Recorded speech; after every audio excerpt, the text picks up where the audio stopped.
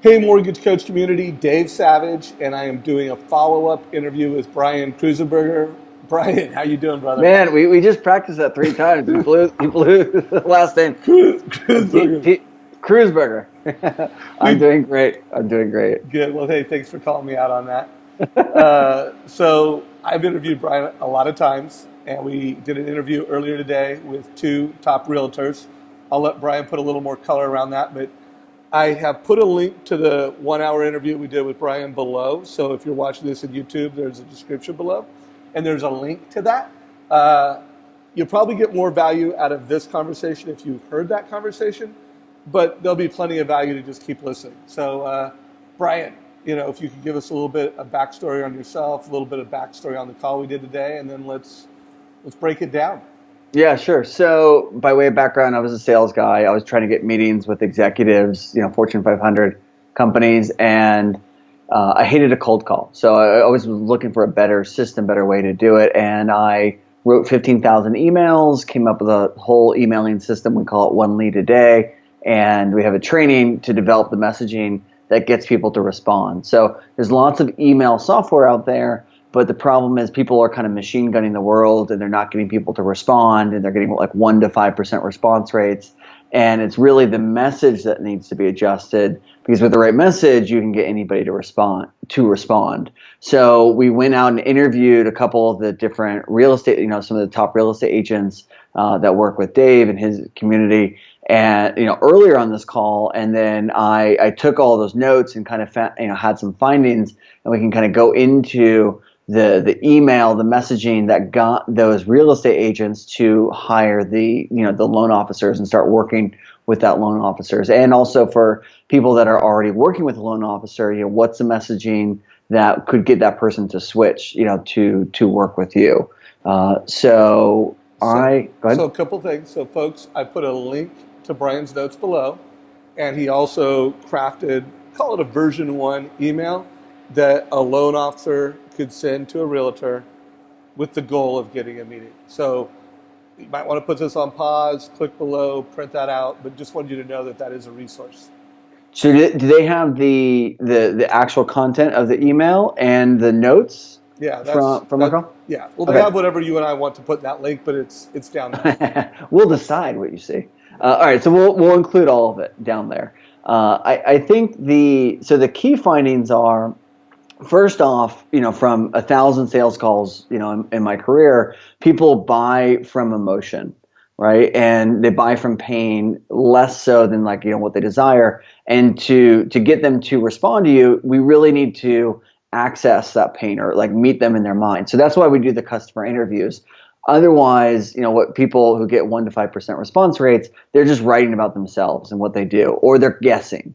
So we don't guess, we just ask the clients. So if I look at Bryan, before you go on, you said something. We need to meet them in their mind, and I just know, because I've seen so much realtor marketing, and then I listened to that interview very carefully. I read your notes very carefully in preparing for this, and I kind of looked at how loan officers market and what they message, and I looked what's in the mind of the realtor, and they're not meeting them. So I love that quote, and I just wanted to draw emphasis around that as you move through this. Yeah, so meet them in their mind based on the conversation that they're having, right? So I could meet, my prospects in the mind and say, what's the story you have on why people aren't responding to your email, right? And they could say, well, they'll say it's all about the subject line, or they'll say, well, I don't think people even respond to that kind of thing, or it's going into their spam, and that's why they're not getting a response. And that's typically not the reasons, but that's the story in their head about the reasons why they're not getting a response to their email. Now, if you read their email, it's like, let me tell you about us and how great you are and what I do and blah, blah, blah. And the person who looks at it, their email, they're like, all right, so here's all my emails and what's going on and what do I care about, and, what am I actually going to prioritize? And this person's talking all about themselves, right? It's like a bad date. So another point, when you talked about reading email, you pulled up your mobile phone. And I think that's just a good point. We need to remind everybody that, especially realtors, they're reading their email on their mobile phone. Maybe some are reading it on their laptop in a desktop experience, but you have to design for mobile. And Brian, I don't want to get ahead of you, but I just know that when you wrote the email, it was text-based and it wasn't HTML and there's no Sure. visuals. Sure. Do you have a take on that? Because I do see at least a lot of the emails that loan officers send, they're HTML, there's pictures, Do you have a take on text versus pictures? What's more effective and when? Yeah. So my take, the question I ask myself is, how would my friend write me an email? Right. So if I see pictures, and it's a graphic, I know it's a solicitation or marketing message, or it's not this is a one-to-one communication. Right. So if I write Dave, Brian writes Dave, we have a relationship. We've been working together for a couple of years, or, Dave's on my list through breakthrough email, and in the instant you see it, that this is a list email or this is an email from Brian to me specifically, you'll check out. So how can if done well, it feels personalized. It feels like I'm writing you as just a person, not like, hey, here's Brian's list and images and whatever. Now, if you're in email marketing, which is kind of separate from outbound, now there's a lot of crossover, and the expectation is you're on that list, but you're getting a ton of value, then it doesn't matter because you're getting dopamine of I know when I read Dave's emails, I'm going to get a lot of value for the content. That's why we have something called Top Tip Tuesday. And literally I just give tips, and techniques and value, right? So I could kind of style it however, but I have a relationship with them and it's email marketing. So when I write a cold email, I just imagine I was writing it, from a friend or as a referral and just, direct me to you. Got it. No, that helps. So again, takeaway, you're trying to get a meeting with a new agent that you don't have a relationship with. I like the way in the call that we did, you kind of broke it down in 3 categories. If you could break that down one more time. And then let's give some color to the notes that people are going to be reading and the email that you created. So the 3 categories, I think what you're referring to, are you referring to the before, during, or after, or the first 3 seconds that they decide what to do with the email? I think or both. Do them both. Yeah. Okay. You added another question. I like it. Yeah. So first 3 seconds. Can you see my phone? I can. Okay. So you see the subject line, you see who it's from, right, and you see the first couple sentences, right, like the preview pane of your phone. And so people really don't take into consideration all of the other factors, right? The subject line is only one of the 3 factors. So within the first 3 seconds, people decide, do I do nothing with the email? Do I delete it? Or do I open it and read it? Right? So you have to make that first hump. And so the first couple sentences is actually really important, just as, if not more, important than the subject line. I prefer in subject lines to keep it short and simple, and literally the subject of the email is what the subject is, right? Of the, of why you're writing or what the, what the subject is. Yeah, like in this one, you said calendar ? So right. You kind of started it very direct, friendly, to the point. I guess that was your logic with that? So it's a peak end hypothesis. So the peak end hypothesis says you remember the first thing and the last thing you say. So if you have a call to action, the call to action should be at the very, very end of the email. And don't layer it on like, go to my website, do this, check out this, watch this video. All you want them to do is respond to your email. Because if you have 30 seconds or a minute, you don't want them to go to your website, waste a minute or 2, not respond to you. All you want them to do is respond and ask you out on the first date. So the subject line and the call to action, the top and the bottom, are very clearly what the request is. So don't bury the request, make it difficult. We want to not only make the thing readable and organized and structured, we want to kind of enter the conversation in their mind. So what we did earlier is we did an interview on 2 of the real estate agents, and people do customer interviews, but we do it a little bit differently. So there's 3 units of time. There's the before unit, the during unit, and the after unit, which is what you were talking about. And most people do it from the after unit. Their interviews like, tell me about Dave's company and why are they great? Oh, they're super responsive. I always get a lot of value. They're great to work with. I've learned so much. But when they start to work with you, Dave, what's going on in their business before they, get in touch with you or connect with you. Like, how is that different? Right. No, well, it's different. They have, by the time we're in process with someone, again, speaking for Mortgage Coach, we are talking about how we're going to improve their educational experience with families and how we're going to improve conversion rates. But, in their head, that's not where they're at. They're Right. looking broader. And again, in this particular case, we're trying to get realtors to do business with you. You're a loan officer, you're watching this. How do we get a realtor to take your meeting? That's what we're trying to do here. Right. So in the case of the interviews, what we found, the straw that broke the camel's back, the things that were happening before they got in touch with the loan officer, or the loan officer got in touch with them, was they weren't closing loans on time. That was, tied for number one. The other tie was they were losing clients. So they're driven by the pain. They want more clients, and so we included that in the email as the second point. But really, the thing that I'm fishing for, I'm looking for, is, have you had the experience of you lost clients, or your current loan officer isn't closing loans on time? So those were kind of the two themes that we heard over and over from both realtors. And the trigger events were a little bit different. So we wrote, we help realtors close loans on time and get more clients. And I'm looking for kind of the push-pull, the positive, negative, right? The negative thing is, loans aren't closing on time and are going to help you get more clients.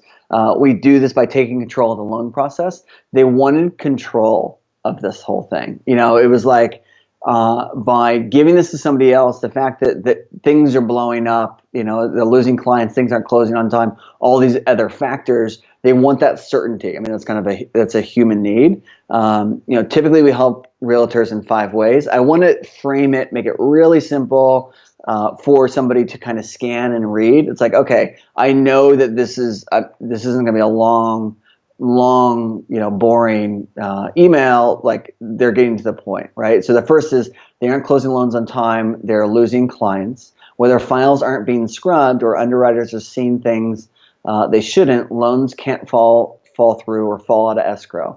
We control the process to make sure clients get the keys when they should. All this language came out of, these are the ingredients for the email. These aren't my words. I don't even, this isn't even in my industry, but I can pull the motivating phrases, the emotions, and kind of create a picture in the mind of what happened, scenario one, right, from the interviews. And so, like, files aren't being scrubbed, that's a phrase. Underwriters are seeing things that they shouldn't, that's another phrase. Loans can't fall through or fall out of escrow. Those are both phrases, both kind of saying the same thing, but in different ways. So I don't necessarily know what's going to connect with the realtor, but this is their language. And once we've done a few different interviews, we're going to start to see some patterns, and have them describe certain scenarios. And for anybody that has that experience, they're going to raise their hand, they're going to respond, and they're going to say, hey, how can you help me? This is actually, what they'll actually say is, they'll say, there was something about your email, I can't remember what it was, but it looked interesting, and I wanted to talk, right? And it's like, well, I know why it looked interesting, because we've interviewed, half a dozen people, developed this copy. There's 30 different, ingredients in this email on why you're more likely to be triggered. But that's all you need, is that opening, that at bat, to get that first meeting. Okay, so a couple things, Bryan. I want to keep this under 20 minutes, so we have less than 5 minutes to go.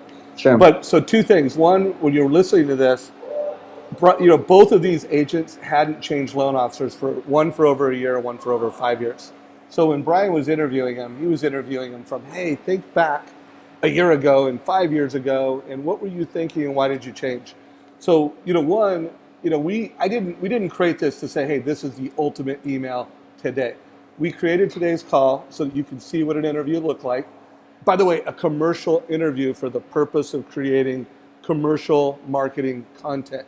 You know what that looks like and feels like now, and you even have some questions. And then you've got to go and interview agents today, because if you ask agents today what the problems are, it's low inventory. It's right. First-time home buyers aren't getting off the fence because they're millennials and they don't want to buy homes, which, come on, we know millennials want to buy homes. But they would be different problems. Or you're seeing a lot of loan officers and lenders do co-marketing, and they just can't keep up with all the leads, or they're not converting as many of their leads into buyers. So the pain points might be different in your email. So two things: as a community, if you like what Bryan and I are doing here, like it, share it, but most importantly, give us comments. Let us know what are the pain points you're hearing, because I'm going to have Bryan back into the market. We've done multiple interviews now. He interviewed 2 agents. Him and I are going to do more homework, and then we're going to do another call. And think of the call we did today was preparation for the big call we're going to do. Think of this interview as Bryan and I preparing even more to crush it for the mortgage coach community. And so the next call is going to be the big call. Very well prepped, more interviews, and Bryan is going to, it's going to be a version 3. Well, I'll just walk through the whole process, right? This is just kind of a glimpse of one email. Now, this is, as far as content, this is content that got somebody to switch, right? You want somebody to switch from what they're currently doing to working with you. And they can have pains, they can have lots of issues, right? They have issues with their spouse, they have issues with their boss, they have issues with whatever. We're trying to keep it staying 10 and 2 between, for the lender, why they switched for the lender, right? Because it's important for the real estate agent, for the lender to be the solution to the problem that the real estate agent is having for the lender. But there's a couple key trigger events that also popped up on our interview. One was when the loan officers are leaving and they're going somewhere else, right? That's an opening for all of the loan officers. When top management is leaving, or the top leaders are leaving in the company, or somebody comes into the market, those are all trigger events where somebody then said, hey, I need a new loan officer. And so if you can look for that in the market, that's also a great thing to, go out and look for. I think my kids are outside. They just got home. That's a great noise, Yeah. A dog barking when you come home and kids playing. All good. Yeah. All good. So by the way, this has been great. Remember, everybody, we put a link to the current email that we broke down below. We've given you some color. We're going to do another big call. That next big call will be even better if you guys list out more trigger events below and you list out more pain points. What are the pain points? So when we come back and do the big call, we're unpacking, call it the ultimate mortgage coach email to an agent that they respond to and that gets you a meeting. So a couple more questions, Bryan. You make this claim that you could write an email that gets responded to 80% of the time. I mean, Sure. Really? I mean, that just seems unrealistic. Yeah. So it does. We end up just spending so much more time on the copy that it looks so much different than everything else. So there's lots of software out there. Everyone's kind of machine gunning the world, just kind of sending, they're like looking on blogs or whatever. They're not actually getting in market and understanding, what's going on now with these customers in their language, and they're focused on themselves. So we focus totally on, say, the realtor in this case, and what was going on and what they were trying to do in their language. And we shoot for being in the top 2% of all the emails that they get. By the way, that's the big takeaway, everybody. You want to be in the top 2%. By the way, top 1%. If you could be the top 1% of your realtor's inbox of relevancy, value, stands out, that's the target, right? Yeah. Well, otherwise you don't get a response, right? Because if you're in the top 10%, you just, so if I could just give like a random generic template and say, hey, in every scenario, this is the email to send. It's 9 words and like whatever. There's an email called the magic email, 9 words, and it's pretty clever, but it's a little misleading. But if I could do that, I'd say, great, here's the email, I'm done. Everyone will respond to this, and we don't have to do all this extra work. But ultimately, like, I don't want people to even respond. I don't want to go on meetings. Like, I want customers and I want clients. So I want the people who are the big fish who are hungry to bite for what you have, not just willing to take your meeting and then give you the runaround for a month or years. I want the customer. So I want to identify what within those trigger events for customers gets those people to respond, because those are the people that are actually going to grow your business. Everything else is just kind of work, like going on meetings, getting there, showing up, following up, and and they never pull the trigger. So one last question, then let's wrap it up. Make sure everybody knows how to get in touch with you. If I want to get in touch with a top agent, again, let's take dream realtor in my market. I want a meeting. I can't just send one email and I got them. I interviewed Chris Smith the other day, and he talked about 6 to 7 contacts, email, text, phone call. How many times do we need to really reach out to get a contact, in your opinion? So we do 4 email touches. Okay. If after 3 I haven't got a response, I'll give them a call, because I also kind of expect, all right, something went wrong. I like to write less people than more. I really try and think, okay, who can change my life and change my world, and could be like a steady source of leads and for me, and what is it that's compelling? Like, why now? What is so what's my reasoning for that they're more likely to buy or more likely to need it, need the help, right? So for these realtors, I'd really be looking at who just opened up an office, who is moving companies, who's switching, who's doing something that is mixing it up. So there's an opening. It's kind of like dog food. I once sat down with the VP of marketing for Purina Dog Chow. Do you know the 2 times somebody buys or changes, they change their dog food? I guess they check when they move, and what else? Yeah, so there's only 2 times. And everything else is just kind of noise to market to dog owners. So it's when they're a puppy and they get the dog, and it's when their dog gets sick. Other than that, they don't switch. There's no pain. There's no issue. So kind of like for these realtors, when are they a puppy? When are they sick? And I mean, we can kind of riff on this. I like this. Yeah. By the way, there's so many takeaways. I mean, this has been. Again, we are going to keep it under 20 minutes. We're at 22 minutes. But, I mean, guys. Dave always is 10 minutes, 20 minutes, anything longer than that. Unless there's a lot of value, I'm like, oh, yeah, I'll blow way past that. Yeah, well, there's been a lot of value. Well, hey, let's save some for the big call that we're going to do next. How do folks get in touch with you and get value between now and then? How can a loan officer, create the perfect 3 emails to send to their dream customers and get more value to you? How can we reach out? Well, what I would say is just start by copying and pasting this email, fire it off to 3 to 5 people. I bet you're going to get at least 1 or 2 to respond. And then I would check out the course. We'll include a link to the course. We guarantee that you're going to get at least 100 times the amount you spend or invest. So the course is $2,000. They don't make at least $200,000 within 2 years, I'll give them their money back. Never had anybody take me up on that, to date, and we've had it out there for about 4 or 5 years. They're either taking the action or they're not. They're just not taking action.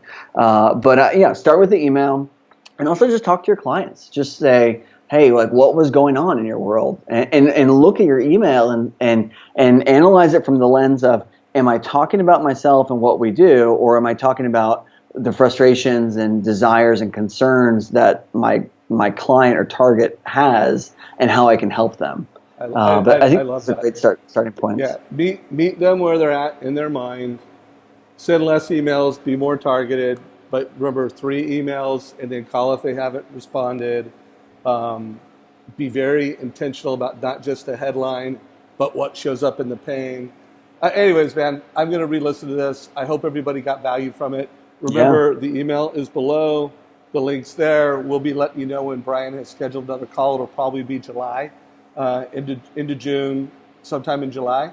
And hey, man, thanks for all the value you bring to our community. I'm super grateful. And by the way, one last thing. If you like this, like it below. Make sure you share it. Forward it to your team. Any loan officer that you want to see get more realtor meetings, forward this along. Thanks, Bryan. Awesome. All right. Thanks so much. Take care.